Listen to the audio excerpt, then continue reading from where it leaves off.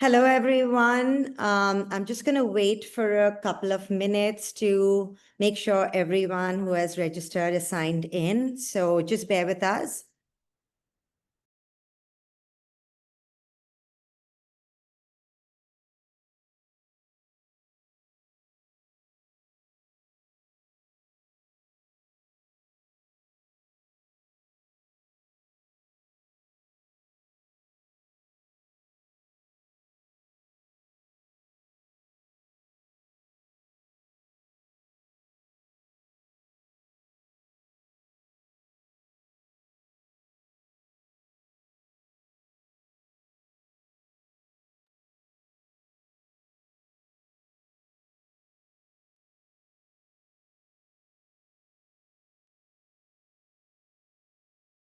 I'm hoping that the weather in Goa, I'm assuming everyone who's joined in is from Goa and that the weather is as nice as it is in Mumbai. We live in Mumbai and the weather today is quite nice. Rained a little in the morning, but much nicer now.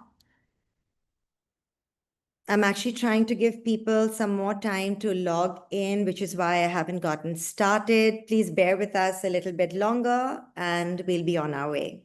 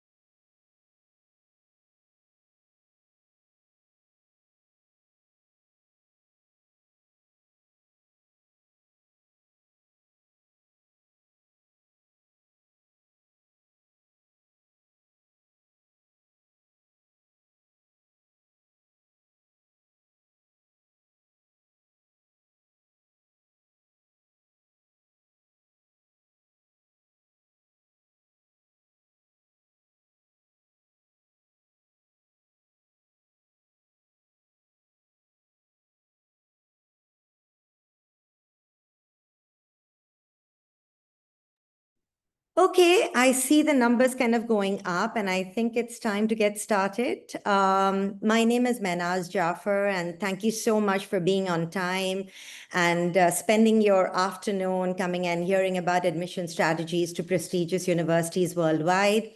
A huge thank you to Mr. Bala for kind of organizing this on behalf of your school. And from my conversations with Mr. Bala, I definitely feel like everyone in that school is so invested and have reached out to all of us to make sure that you're getting the right advice, timely advice to make sure that the students are doing the right thing at the right time.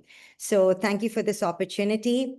So to get started, I'm just going to give you all a little bit of an introduction about the Red Pen for those of you who are not familiar about the work that we do and a little bit about the company. The Red Pen is an independent education consultancy. We are based out of Mumbai, but we are a global company. So we work with students around the world. We do a lot of institutional support. So we're constantly being called in for presentations to schools. We're doing webinars just like this. In fact, there was a conversation with Mr. Bala about me coming into the school and doing this presentation in person for the students and the parents. But unfortunately, because of date restrictions, we couldn't make it happen today. But I'm very would be honored to be coming in next time and kind of delivering information that is required after this initial presentation. So we do a lot of work with schools around the world. And we have various different verticals. So we start working with students right from 8th grade. We help them with their undergraduate applications. We work with students on their masters, MBAs, and students who are looking at options in terms of summer programs. So we provide a 360-degree overview of educational services. As you can see, very proud to admit that our students over the last 14 years have been admitted to their top 3 choices. So 99% of our applicants have been admitted to their top 3 choice colleges across different geographies in the world. regardless of what your interests are. Some of you might be interested in staying in India and doing your undergraduate degrees in all these wonderful institutions that we have right at home. Some of you might be exploring colleges in the UK, maybe in Europe, maybe even in the US. So, people like us are here to be able to answer any of the myths surrounding application processes around these different destinations. This is just a little bit of a spotlight in terms of the admits that we've had in 2025. As you can see, as a consultancy, we are able to guide students to the most selective colleges, colleges like Stanford, Brown, Penn, Dartmouth. Of course, these are all colleges in the US. If you have your heart set on colleges in India, as you can see, we've guided students across different institutions. A few that I have on my slide here are colleges like Ashoka, Kriya, Plaksha, Flame. If you're looking at colleges in the UK, of course, Oxford, Cambridge, Imperial, UCL, King. So again, this kind of gives you a little bit of an insight into what is out there. And every time I kind of have this slide out, I feel, and I know that a lot of students are kind of watching today, and I always kind of see this expression where everyone is rolling their eyes and actually wondering, how is it that I can get to some of these selective colleges? And unfortunately, I can't see the students' reaction today, but I'm assuming that everyone there is quite excited and hopeful that they're going to see themselves at some of these institutions. But let me tell you, students, one thing. No one who has actually been admitted to these standout universities had actually gotten there without preparation, right? So if you have your heart set of any of these, I think it's important for you to know that there is a lot of preparation required. And believe you me, if you start doing the right things at the right time and are dedicated to this process, you are going to see yourself at some of these elite institutions in time. And with this, I always like to share a little bit of a story. And, every time, once actually, when I was traveling, I was like all you youngsters, I was also guilty of being on Instagram. And I was looking at this reel where Sara Ali Khan, one of these Bollywood actors, was talking about her application journey. And she talks about how since she was a very young girl, her heart was set on attending Cambridge University in the UK. And she said that whatever I did, was geared towards seeing me actually studying at this institution. And she said that the day that my, the admit announcement came out and I saw that I was rejected, she felt like, the whole world had kind of collapsed and the earth under her had kind of been pulled away and everything kind of felt like it was crumbling down. And I'm sure every one of you students who's put in their heart and sweat into doing the right things, you'll have the right grades. And then if you haven't been admitted to, the institution that you really wanted to go to, I'm sure every one of you out there would have the same reaction. But what she says is that, me getting the reject from Cambridge actually meant that then I had to apply to colleges in the US and I applied to Columbia, and which is where she eventually went. And she said that, in hindsight, when I look back, I really feel like, Columbia was the right place for me because being in New York, being at the hub of it all, was the place that I was meant to be. So just a message for everyone there that, while we are all doing the right things, I want to say that eventually each one of you is going to find the right university that is the right fit for you, right? So with that, let's kind of get moving on. So I thought today we'll start off by talking a little bit about what might be interesting. I've just got a message saying that my voice is coming in and going out. I hope that you all can hear me correctly. I mean, am I loud enough? Sharon, can you hear me?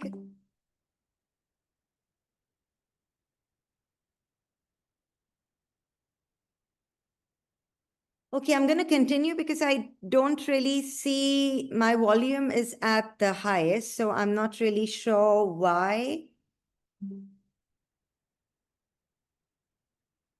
So it might be an issue in terms of the network that perhaps you all are having an issue. But anyway, I'm going to continue as is, and I'm hoping that this gets sorted out. If you all want me to pause while you all, take a breath and deal with the network, I'm happy to do that. Okay, so I thought today I'll start off the presentation by discussing the costs first, right? I think this is an important consideration for a lot of parents. And so before, you set the stage for where your child is going to go for their undergraduate degree program, I think as parents, it's important for us to understand how much is it that we really want to spend, right? I'm a parent. Both my kids have studied. In fact, I just dropped my daughter to the US. She's currently studying at Berkeley. But I do know that this is a huge investment, and we as parents are doing the best that we can for our kids. So I just thought that I'd put this information out there. Um, Undergraduate degree programs, students and parents in the US is for 4 years. So you're going to be spending 4 years doing your undergraduate degree. And the cost per year can vary anywhere between 40 lakhs to 90 lakhs per year. And I'd like to say that it's more towards the 90 lakh barrier rather than 40 lakhs. So if you're looking at private colleges in the US, it's roughly between 80 to 90 lakhs per year times 4. As you can see, the UK is significantly lesser. The other advantage of studying in the UK is that the undergraduate degree programs typically are 3 years. So if you're looking at about 40, 45 lakhs, 50 lakhs a year, it's 50 lakhs times 3 instead of 4. So as you can see, between the US and the UK, there's a significantly different cost factor here. If you want to stay in India, of course, lots and lots of opportunities, and we'll talk a little bit more about that. But the cost can vary anywhere between 6 lakhs to 14 lakhs a year. And then we have Canada and Europe, which are kind of in the ballpark of around 25 to 30 lakhs per year.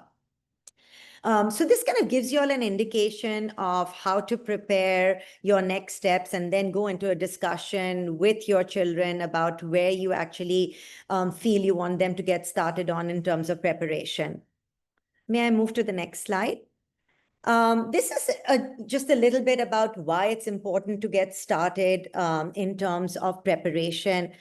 For you students who've kind of got your heart set on the US, I just want to put it out there that the US colleges in the past have actually been very generous with regard to scholarships.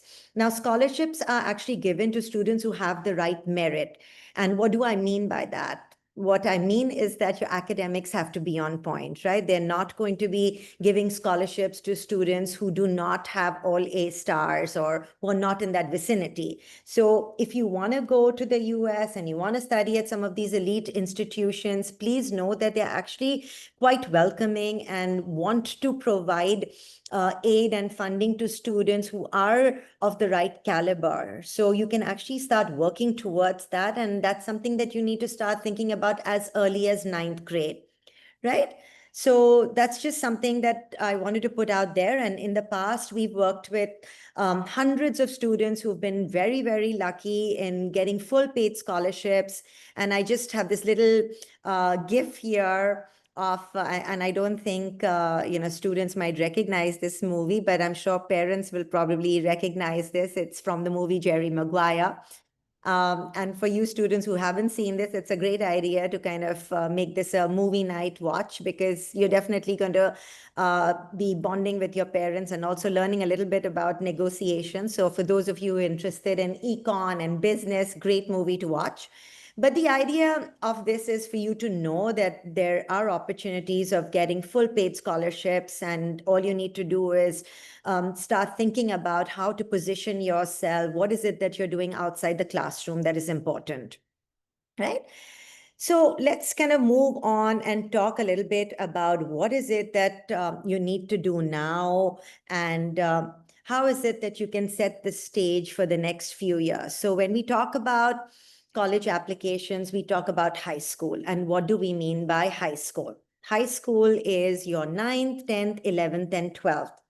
Now, from what I've understood from Bala sir, you all are very, very lucky individuals. Your class sizes are small and you get all the personal attention that you possibly could hope for. So please make the most of that personal attention. Back in the day, honestly, when people like us and your parents were applying, I think the only thing that was really needed to be admitted to these selective colleges was good grades, right? But now good grades are actually the bare minimum that is required. So you need to be very, very sure of, what is it that are your interests. And one analogy that like to draw upon is that of an athlete, right? If you are a basketball player, it's very important for you to know what are my strengths, what are my limitations. So please be honest to yourself about your likes and your dislikes, right? You are all following the A-level curriculum. The A-level is a great curriculum. It offers students a lot of flexibility. Students can actually select subjects based on their interests and your academic goals. It caters to your specific interest area. So it's not like you really have to study random subjects that are not of interest to you. If you feel like you want to excel in the STEM area, then you can choose the right kind of STEM subjects, right? So it gives you the flexibility to pick and choose the subjects that are eventually going to cater to your career goals. Now, for those of you who are in the 8th and 9th, what is my advice for you to be doing at this point, right? My advice to you would be that don't be overwhelmed with the amount of information that has been shared with you on multiple platforms. Right now, what I really want you to do is focus on exploring a few things that you really enjoy doing, right? Think of the hobbies that you like. Maybe you like to write. Maybe you like to listen to music. Maybe you like to play an instrument, right? So try and focus on doing things that you're really enjoying, because that is what I need you to do right now. When you come to the 9th grade, I want you to go a little bit deeper into some of these things that you've already started exploring, right? And I'm just going to give you an example which will help you kind of visualize how you can take a particularly simple activity and showcase progression from 9th grade to 10th grade to 11th grade. So here is a very simple example. And I'm going to take the example of beaches, given that you all are all in Goa, and I'm sure that's an activity that you probably do every weekend, maybe as a family, or maybe you go with school. So say, for example, as an individual, when you're going to these beaches in Goa, you feel like, oh my God, this beach is so dirty. What can I do as an individual to, help clean up this beach? So maybe in your 8th grade, 9th grade, you take this on upon yourself as a personal activity where you go to the beach every Saturday and you start cleaning up the beach yourself, right? Now you decide that, okay, this is an activity that I actually really enjoy. Now, how can you take this activity and make it a little bit more impactful, right? Maybe then you can kind of talk to your friends in your school and say, hey, I'm going every Saturday and I'm doing this and I'm really enjoying this. Would you like to join me, right? Then you take 2 or 3 friends with you and you try and do this every Saturday with them. And then you make a group of people who are involved in this particular activity. And the idea is to not do this one Saturday and forget about it. The idea is to kind of do this continuously every Saturday, because what admissions officers are looking to see is continuity. They want to see what you're passionate about and they want to see you doing it over an extent of 2 or 3 years, right? So that's very, very important. So when you come to the 10th grade, how can you tell the admissions officers that I'm really, really invested in climate change and sustainability? Maybe you take this same project and go to Bala sir and you tell Bala sir that, I've been doing this over the last few years and I'm truly very passionate as an individual about climate change and I would like to start a little bit of a club in school, right? And when, your school authorities feel like this is something that, you're really truly involved in, and you can demonstrate to them that this is something that you really want to do in the future, then you start up a little bit of a club. Again, at the club, you show your interest and responsibility and investment in this cause by teaching others in school, right? Maybe you want to have sessions with younger students when you're telling and educating them about climate change and what they need to do. It can be a very simple activity, but you need to communicate this with authority to younger students, right? This is what you need to talk about in your essays eventually. So you can see a simple activity that you started in 8th and 9th grade is then progressing into something a little bit more deeper and meaningful. Again, when you come to the 11th grade, you can actually show your interest in the same area by perhaps writing a research paper, right? So you're again telling the admissions officer that I have been involved in beach cleanups for the last 3 years. I have started a club that teaches younger students about the environment and what they can do to make an impact. Then I've taken my interest in the same area a step further, and I've written a research paper which highlights the issues of today and what I see as an individual I can do to make a change. And then when you finally come to your 12th grade, that's going to be the time when you're actually going to send out your applications. So whether you're sending out your applications to Indian colleges or whether you're sending out your applications to UK colleges, you will see in time how everything that you have done is going to tell your own little story about why you want to study environmental sustainability and environmental engineering, right? So and none of these activities you can come to the 11th grade and start doing, because admissions officers are going to know that you're doing this only for the reason of application, right? And again, the idea is not to do things just because you want to get into a college, students. The idea is to kind of look at the next 2 or 3 years of your life as a journey of self-discovery. You want to get to know yourself a little bit more. You want to get to understand what you truly stand for, right? And if you are true to yourself, believe you me, you are going to get into the best possible college that you possibly can, right?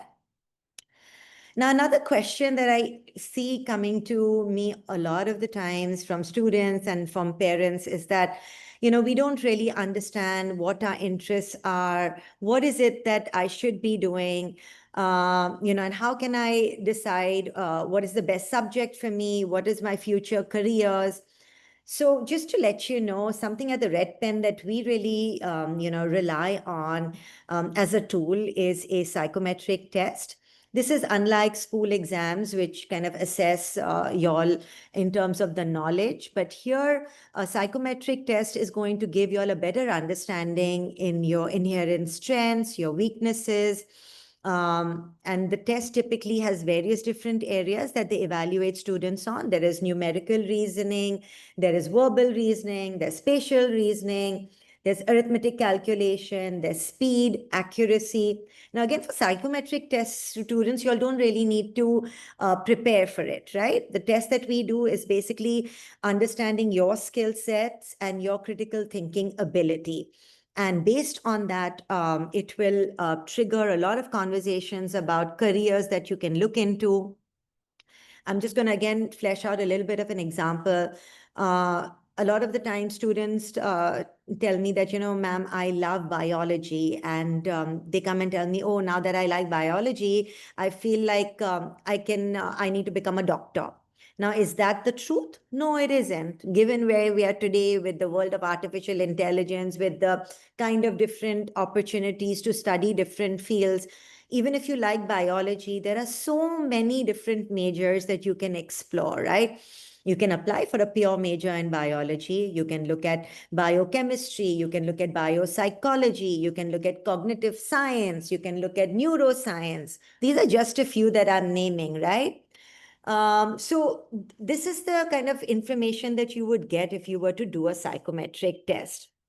Again, for parents, you might feel that, my child is very good at writing, and maybe journalism and communication is the way to go. And if you're looking at those areas, then they need to demonstrate strong verbal reasoning skills, right? So if your child is interested in computer science. It's very, very important that the child is good at numerical reasoning and arithmetic calculation. So with a test like this, you will be aware of the kind of things that you are strong at doing and therefore carve out a path in a systematic manner. Right? So with this, let's move on to our slide about data, talent, and what is it that we need you to be focusing on right now. So I'm going to start talking about data first, and I'm going to talk to you all about your academics. So data covers all the quantitative components, right? What is the admissions going to use to compare you to other students that they are evaluating? So students, very, very important for you to know that if you're applying to colleges in the US, for example, they're going to look at everything that you have done from 9th grade onwards. So your marks are important. So, you could be the best athlete in the country or you could be the best chess player. But I have to say what you do in school, it is very, very important. So make sure that you are doing what your teachers are saying. You're making sure that you're completing your homework in time and you're invested in this process, right? The next thing, again, depending on where you intend to do your undergrad, and I'm just going to talk a little bit about your strength of curriculum and the standardized test scores. Now, for all of you, I mean, I know that you're studying the A-level curriculum, and I'd like to say that this is one of the best curriculums out there. And I spoke a little bit about the flexibility of the curriculum. In fact, I myself have studied in the UK, and I'm a product of A-levels. I did A-levels back in the day.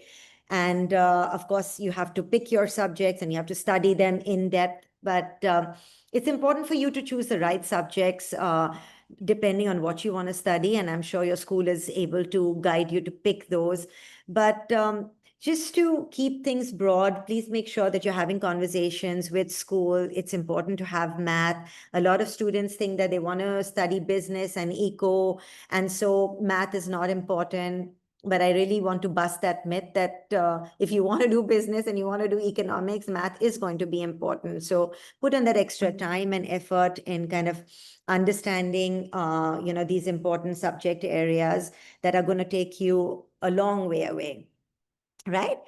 So that's with regard to your strength of curriculum. So choose the right subjects. If you're looking at the US, admissions officers are going to need you to take the SATs or the ACTs. That's an important component that they use to evaluate students across different countries. So this is something that you need to look at only after the 10th grade. So if you have your heart set on the US, then make sure that you start your preparation for these tests after your 10th.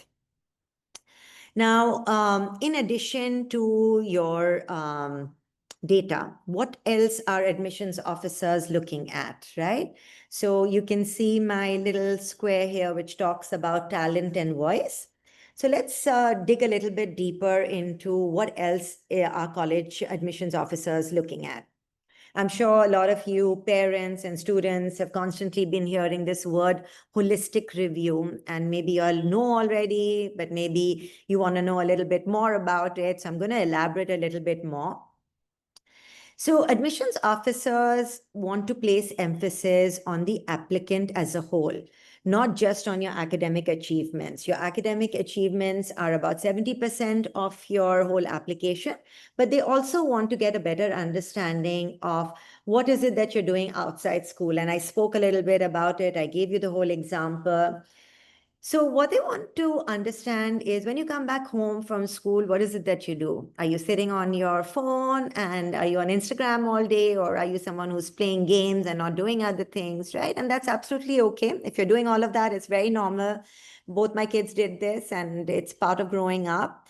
The idea is to limit this, right? And to make sure that you are learning a little bit about what the world has to offer. So try and be someone who is not a jack of all trades. What they're looking for is someone who is, interested in 3 or 4 different activities. So immerse yourself in these activities, take leadership roles. By leadership, I don't mean that everyone has to become the head boy or head girl at school. What I mean to say is, try, and if you love to play an instrument and you feel like there are others in your school or there are other kids in other schools in Goa and you want to put a band together, that is called leadership, right? You get a pool of people together and you start up a little band, and maybe you perform at different schools. Maybe you want to perform for people in an old age home. That is known as leadership, right? So think a little bit beyond just the obvious. And again, if you do, decide to work with independent counselors like us, we would help pick out the right things for you to be doing over a period of time, right? So admissions officers want to get to know the student, and they want to admit those who they think will excel at their institution and make a positive impact, right? So there is no checklist. It's not like you need to do community service. It's not like you need to do sport. It's not like you need to do, play an instrument, right? Do things that you really, really like, collaborate with others. I feel like a lot of students feel like whatever I'm doing, I should do it only for myself, but that's actually not the truth of what is valued by admissions officers. They want to see you come together as a unit. They want to see you do things together, right? So always remember, do activities that you truly love. This is the only way that you'll be able to authentically express yourself when you're filling out your forms. Extracurricular activities cannot be made up overnight. You cannot fabricate them. You cannot embellish them. Your school counselors will help you write about some of these activities. And it's very important that you keep telling your school, keep talking to your school teachers about everything that you're doing, even if it's a book that you've read in the summer, right? Go and tell them, even if it's about a podcast that you've listened to, right? It's important that they know what you really, really like, because they are the ones who are going to be writing your letter of recommendation.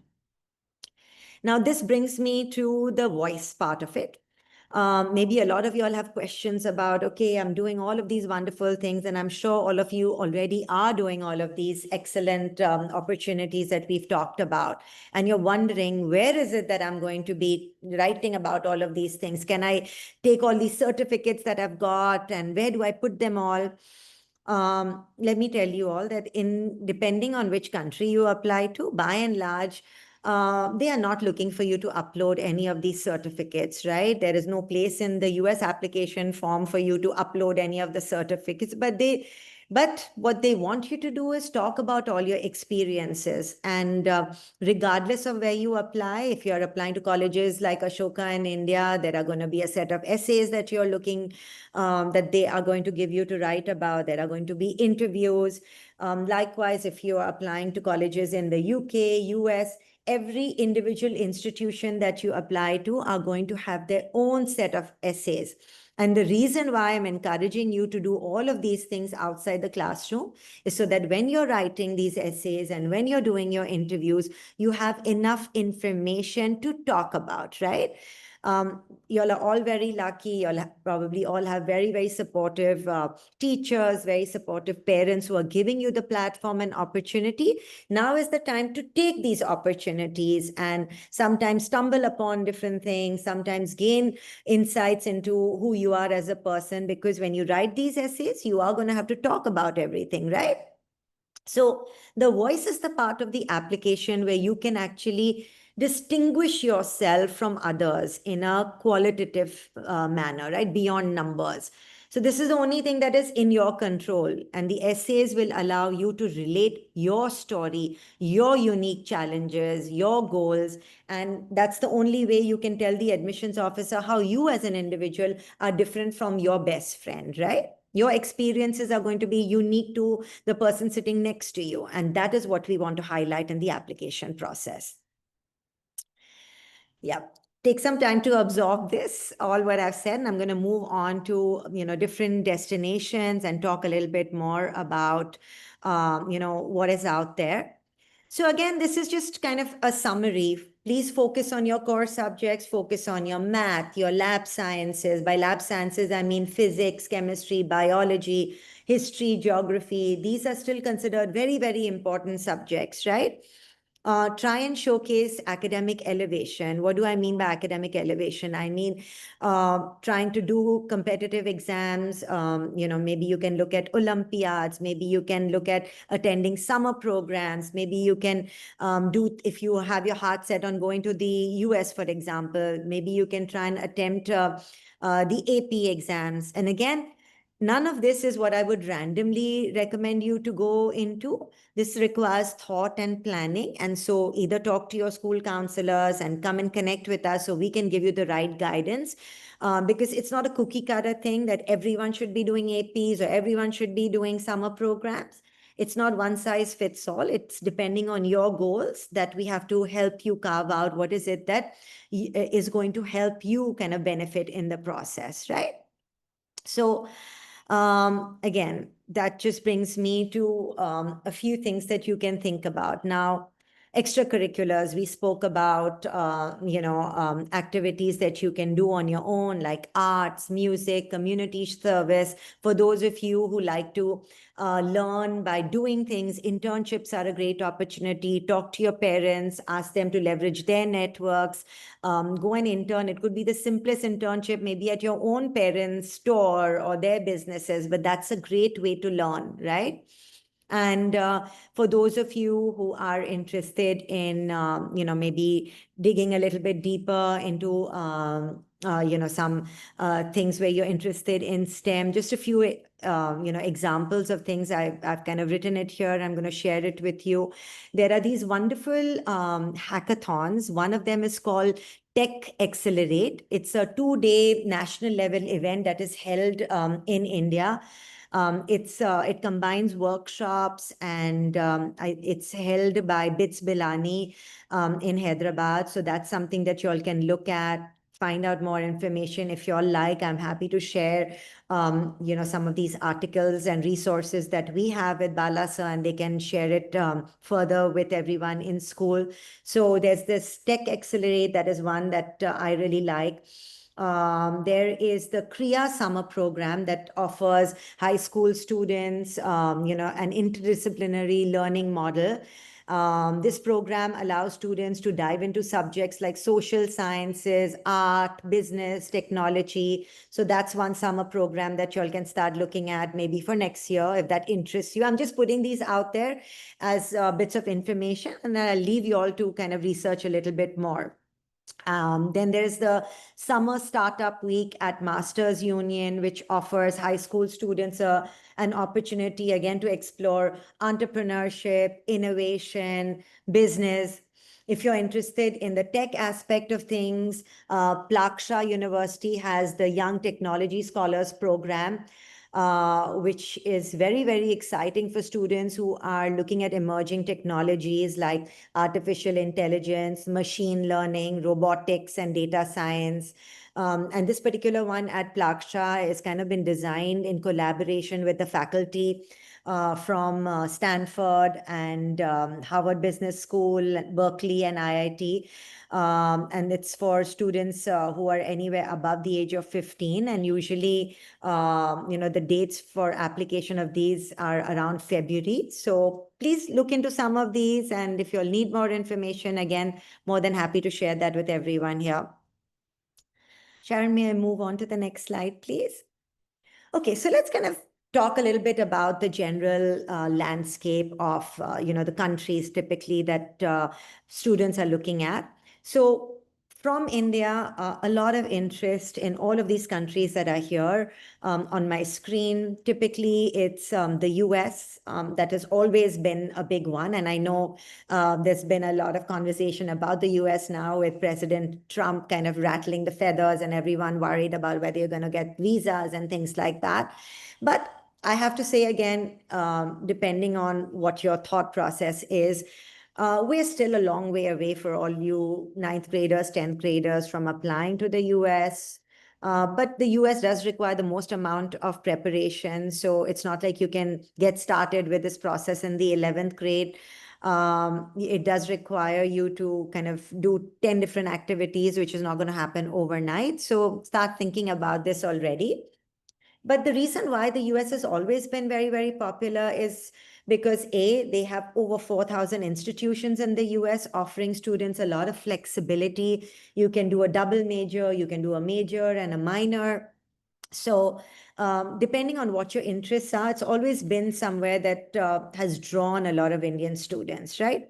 The next place that comes as a close second is the UK. Again, the UK is more for people who know exactly what they want to study, right? I studied in the UK. I knew that I wanted to do business at the time.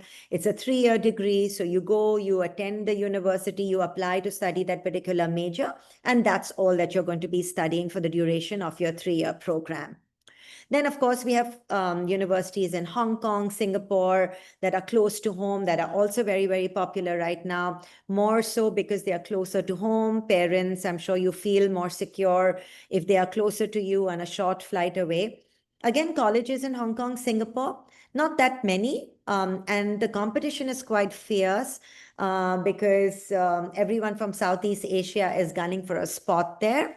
So academics are very, very important if you are thinking of Hong Kong, Singapore. India, again, lots of new institutions, lots of wonderful institutions. And again, I do see the merit in students wanting to go abroad and getting that diverse exposure. But I also want to draw attention to the fact that our institutions in India are definitely a force to reckon with. So please do not discount it. And we'll talk a little bit more about that as we move along into the India space. Let's move on to the next slide, please.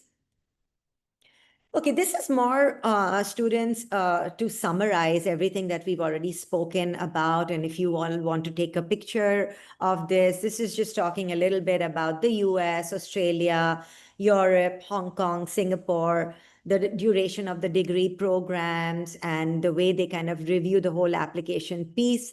As you can see in the center, I've highlighted India because, as I said, I think that we have some fabulous institutions. I work with a lot of students, who have graduated from these new age colleges like Ashoka, Kriya, and I have to say that their experiences have been fabulous. The faculty is definitely on par with what you're going to see out there. And as you can see, the degree programs are 3 to 4 years. The application process is definitely very, very immersive and requires a lot of preparation. And I will walk you through that in a minute.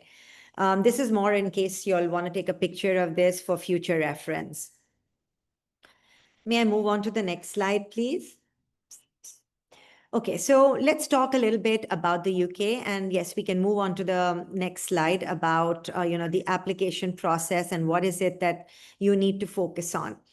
Now, for the UK application, the application form that one needs to use is called the UCAS application. It is a centralized application platform, and through this application platform, you can apply to a maximum of 5 universities. Now, all of you all are following the A-level curriculum, and just to put it out there, Oxford, and maybe you all are not looking at the UK, but just in the interest of talking about the UK, universities like Oxford and Cambridge, of course, are world-class, right? And just to give you context about what grades they are looking at, if you're looking to study at Oxford, typically an A-level student would require to have 2 A stars and 1 A. That would be the general requirement as such. So again, I'm only sharing this information so that you understand the kind of rigor that they're looking at. They are looking at your grades and they are going to evaluate you based on that. Now, if you are planning on applying to either Oxford or Cambridge, you have to send out your applications right at the beginning of your 12th grade, right? Not after the 12th grade, but when you enter your 12th grade. So applications for Oxford, Cambridge are due around the 15th of October. So again, you need to start planning a little bit more in advance, right? The way they're going to evaluate you for the UK is primarily on your data. So they're going to look at your 10th marks, they're going to look at your 11th, and they're going to look at your 12th board marks.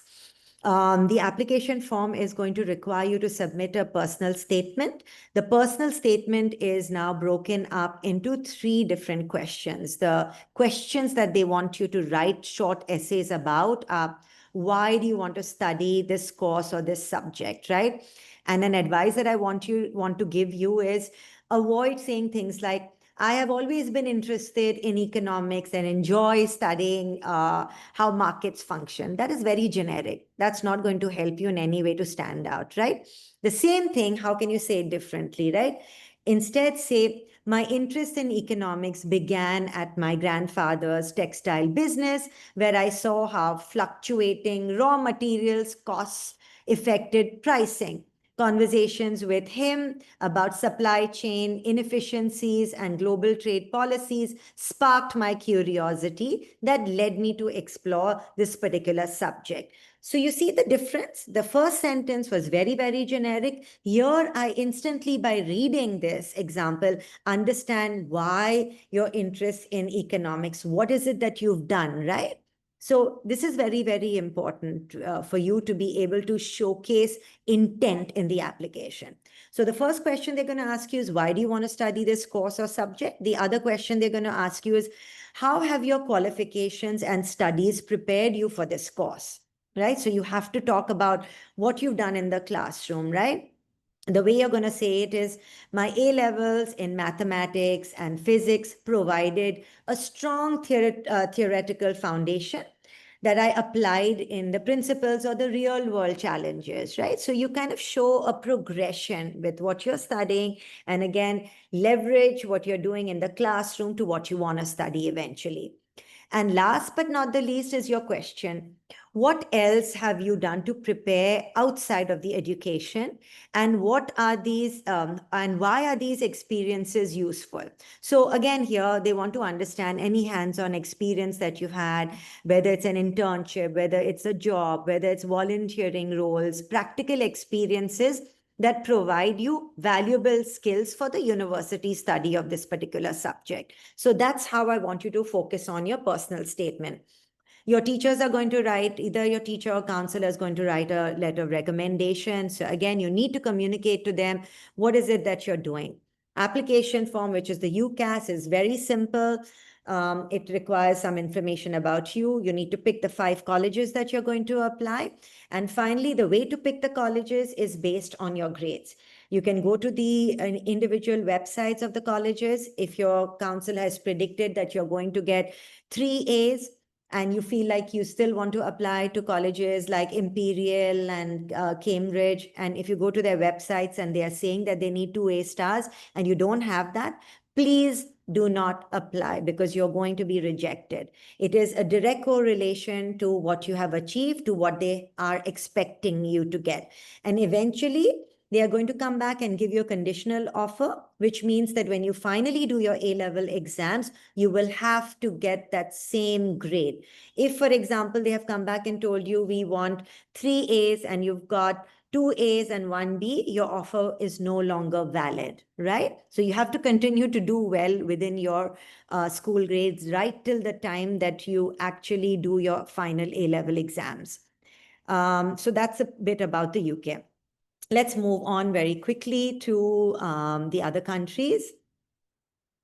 This is just a snapshot of Europe, right? A lot of conversation about students wanting to explore colleges in the Netherlands, colleges in, in Spain, in Italy, in Germany. So this is just, again, a few, that I have seen in the past, students wanting to apply. In the Netherlands, the popular ones are University of Amsterdam, University of Erasmus University, and University of Rotterdam. In Italy, there's Bocconi. In Spain, there's IE Spain, and of course, a whole lot more here. Again, y'all can take a picture of this. I know we're kind of running out of time, so I'll kind of move on to tell you a little bit about what is it that you need to focus on if you're looking at colleges in Europe. So again, The stark opposite of the US, where a lot of planning and a lot of things that need to be done. The Europe, UK have kind of simplified things for students, right? Wherein you really need to only focus on what you want to study, demonstrate an interest in your major.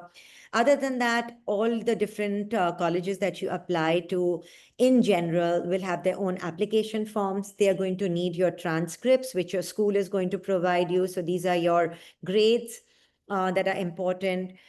Students will be required to take a language proficiency, which means your IELTS exam. This is again something that is required for visa purposes. Some of the universities may require standardized tests. If you haven't done your SAT, ACT, it's fine. A lot of them will provide their own university-based entrance exam, so that will require preparation on your part. Personal statement or a statement of purpose is an essay that is required. It could be broken up into short questions. It could be one single essay. So again, the essay has to talk about the same things that I talked about when we spoke in depth about the UK. Letter of recommendation. So no getting away from not doing your things in school, because remember, students, it's your teachers, your counselors that are writing your letter of recommendation. So you have to be doing the things that they're advising you all to do. Start putting together a resume. That's my one advice. Even if you're in the 9th grade, start putting together what is it that you've done. It could be the smallest activity that you participated in school. Put it down so that when you come to the 11th grade, you've not forgotten any of it, right? So a resume is going to be required. Talk about anything from your activities to leadership to hobbies. Put it all down so that you can refine it as you come to the 11th and 12th grade. Portfolio is something that is going to be required by students who are applying for the creative arts part. So if you're looking at fine arts, you're looking at fashion, you're looking at design, you're looking at applying for architecture or dance, drama, that's when you need to work on a portfolio. Interviews, again, are dependent on the college that you're applying to. There might be on-the-spot interviews. There might be interviews that you record and send out. So again, we at the Red Pen spend a lot of time preparing all our students for the interviews. We have thousands of questions that have been asked to our students over the last 14 years. So we do a lot of mock sessions just like this. We record you, we send it to you, we send you feedback. And this does take time. It's not going to happen overnight. And some of the interview questions can revolve around general knowledge. So you do need to do the right kind of reading and spend time focusing on the aspects that are going to be evaluated. Financial documents, again, this is more for parents. They are going to ask you information about, do you have the right amount of funds? So you have to think about that. You can't just have the funds showing up in your account overnight. So do take advice and try and spend time planning on these pieces. And of course, visa requirements are an essential component. Moving on, I just thought today I'll quickly spotlight a couple of universities. We've spoken a lot about processes and all of that, but I thought for the interest of students, let me just talk a little bit about 2 universities. Now, let me quickly talk about Bocconi. Bocconi is in Italy. It's in Milan. I'm sure all of y'all enthusiasts who probably love fashion, gelatos, or F1 racing have heard of Milan. This is a very, very popular university and very, very competitive, difficult to get into. So if you all have Europe on your radar, try and spend some time researching. Even if it's not, it'll just open your eyes up, students, to what is out there, right?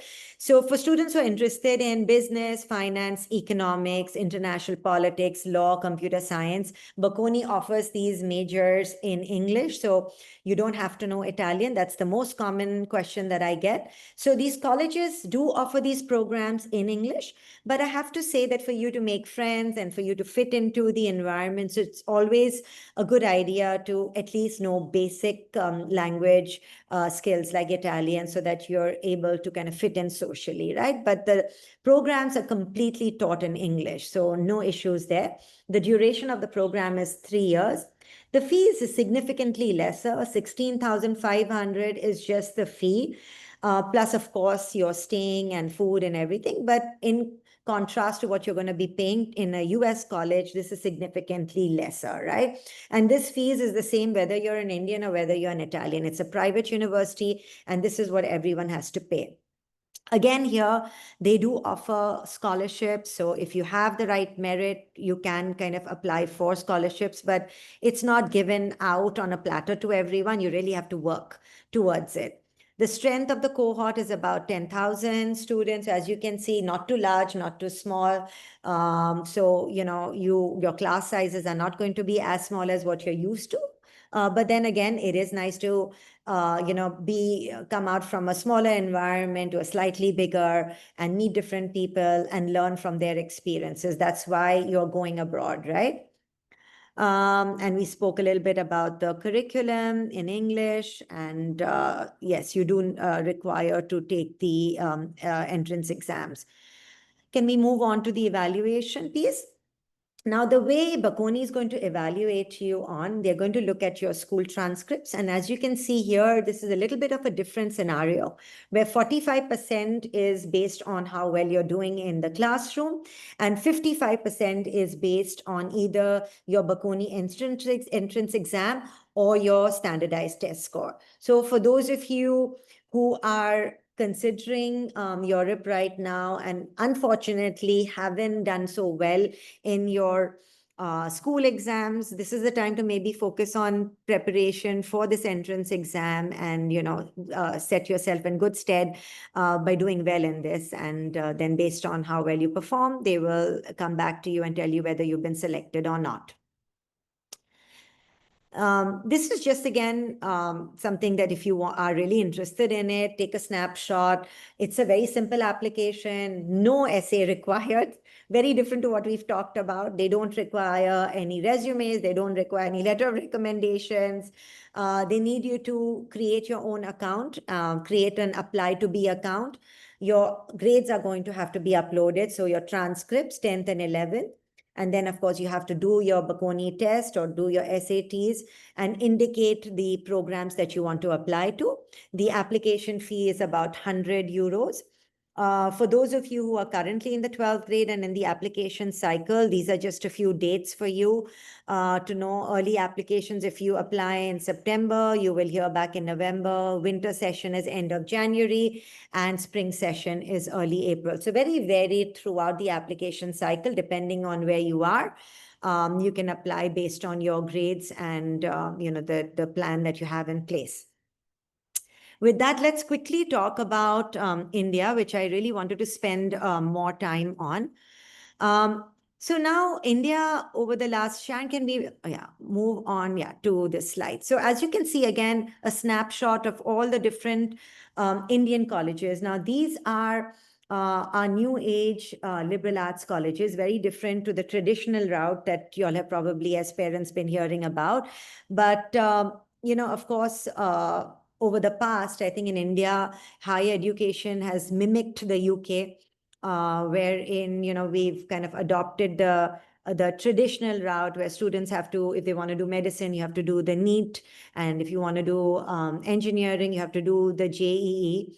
And I feel like the education system has really evolved over the last few years, right? And us being kind of bucketed into science and humanities and commerce, that thought process has really changed. And there has been a recognition in the education space that students now need to have the right skill set, and just boxing them into these different compartments isn't really going to serve the purpose.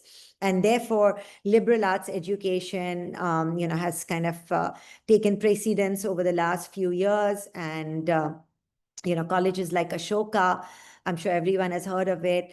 At Ashoka University, you can take courses in physics, you can take courses in philosophy, politics, economics. So regardless of whether you're a major in politics or international relations, you can still, dabble in a variety of different subject areas. So that's one of the reasons why all of these liberal arts institutions have become very, very, very popular. So as you can see, different pockets have different institutions. Of course, in Haryana, you have Ashoka, OP Jindal, Masters Union. Closer to home for y'all, from Goa, we have now in Mumbai colleges like Atlas and NMIMS, amongst others like, Flame and Symbiosis, all of these that are close to yours. So you don't have to trek too far in Karjat, Vijay Bhumi. So lots of different options that can be explored, right? Sharon, can we move on to the next one? So let's talk a little bit about these new institutions. Now, Ashoka, for example, has about 2,800 students at this point from over 287 different cities in India. So again, as you can see, great mix. They have international students too from over 21 different countries, and it's very, very well recognized. The other one, which we talked a little bit about, was OP Jindal. It's grown to over 15,000 students across 12 different schools. And at this point in time, it's ranked #1 private university by QS World University Rankings, right? Now, these new, universities, and I'm sure a lot of you all have read articles about new universities being set up. All these universities from abroad are actually coming into India and setting up campuses here. Now, these new campuses that are being set up, satellite campuses that are being set up by institutions in Australia, in the US, and in the UK, are bringing international degrees to India to a fraction of the cost. So while we talked about the tuition ranging from 60 to 90 lakhs per annum, the same institutions are now providing a similar education in India, anywhere between 10 to 20 lakhs annually, right, in the Indian campuses counterpart. So just to put it out there for you to research a few and to name them, there's the Deakin University from Australia, there's Coventry University from the UK that are setting up campuses in Gujarat. There is University of Southampton that is setting up in Delhi. There's University of Western Australia and University of York, amongst many that are being set up in Mumbai. Now, University of York, I feel like maybe you all have heard about it because it's a very well-known UK university. It's a research-led university. And this particular campus will be offering undergraduate students in Mumbai, undergraduate and postgraduate programs in the areas that are highly in demand at this time in computer science, with the focus on artificial intelligence, cybersecurity. So again, good institutions to research, and more so for students who are in their younger years, in your 9th grade and all. You have enough time to kind of set your heart and mind to exploring some of these.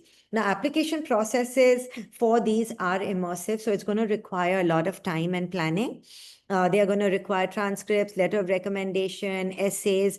So as I said, you can't wake up in the 11th grade and say, I'm going to go to Ashoka. It is going to require you to spend a lot of time on doing all of these application processes. So if you all have any questions about this, please come to us at the Red Pen or go to your school counselors. I'm more than happy to answer any of the questions, for Bala Sir's cohort and for your school, regardless of the destination and what planning. Please connect with us. I'm going to share some information about our numbers and things like that. Please feel free to connect. And this is something that we do. We work with students to help them with the application process, with the essays. We do psychometric testing. So if you don't know where you're at, what you want to study, all of that are barriers that we can help resolve, right? And very quickly, I'll just show you University of Tokyo, and I will leave you all to then ponder upon all of this information. So again, this is just a spotlight university. Japan has been in conversation a lot. Tokyo University has 2 campuses. One is in the heart of Tokyo. One is about 45 minutes away. 100 different nationalities. So parents, you all don't have to worry that if I'm sending my child, will it only be Japanese people? Lots of different nationalities that are studying at Tokyo International. Again, programs are taught in English. As you can see, 78% of the faculty is international faculty, right? And it's the fifth most international university in Japan. Let me walk you through the programs that are offered in English. So again, very different to, of course, the US and UK, where you can pick and choose the majors and every university will offer it. Here in places like Europe and in Japan, you can't study everything, right? So you have to pick from what is being offered. So at Tokyo University, there are three majors that they offer in English. There's business economics, there's digital business and innovation, and international relations, all three wonderful areas to want to study at an undergraduate level. After you do that, you can go into specialization mode. They are four-year degree programs, and all of them are taught in English. The application process is, again, very, very simple, right? You create your MyTIU account. You have to write short essays. Your academic transcripts have to be sent. And again, it's the same process, your English test and your letter of recommendation. So if you have all of this in place and you want to apply, now is the time to kind of research and send your application. We've also done a webinar with colleges like Bocconi, IE, Spain, colleges in the UAE, and Frankfurt in Germany. We did it a while back, and I have a QR code here, which you all can scan. And students, if you'll want to spend your weekend kind of listening to some of these admissions officers directly talking about their universities, this would be a good one to spend your weekend and listen to what is out there, what does it want to offer. So you have Tokyo University, American University of Dubai, Frankfurt School of Finance, Erasmus University in the Netherlands, IE University in Spain, Bocconi, which we talked about, and of course, our good old Ashoka. All these admissions officers talk about the strengths of the program. So it might be a good one for you all to, look into. And just for all of you attending today, the Red Pen website has a lot of information, about articles, about different countries, about what is it that you need to focus on in your curriculum, what kind of opportunities that are out there. A lot of free information is there. Please log into the website. We have our own YouTube channel where admissions officers have shared information about what they want to see in the essays. So please take advantage of all of these resources. My name is Mehnaz Jaffer. For those of you who missed, I head the undergraduate services at the Red Pen. I've been with the company for over 10 years. I've been in the education space for over 25. I myself grew up in the UK and have studied at University of Manchester. But I do have to say that I have a whole 360-degree overview. Both my kids have studied in the US. My daughter is currently at Berkeley right now. So I've kind of understand, the complexities, not just of the parent, your dilemmas, anxieties of, kind of sending your kids away. So if you have any questions, however insignificant you all might think, please feel free to reach out to us at the Red Pen, and we'd be more than happy to answer any questions that you all may have. And of course, I know that school is very, very supportive in terms of helping you all. And they, of course, reached out to us to bring this to you. If you all feel that there are any other areas or any avenues that you all would like more information about, please let Bala sir know, and we'd be more than happy to share resources or even come in at any point in time and talk to the students in more depth. With that, this brings me to the end. Unfortunately, with a webinar, we cannot answer a lot of immediate questions, but I'm sure you all have tons of questions. So please feel free to email these questions or reach out to us on our phone number, and we can answer that for you. Thank you so much, Bala sir, students, parents, everyone, for giving the Red Pen the opportunity of presenting today. Please have a wonderful weekend and the rest of the evening. Thank you.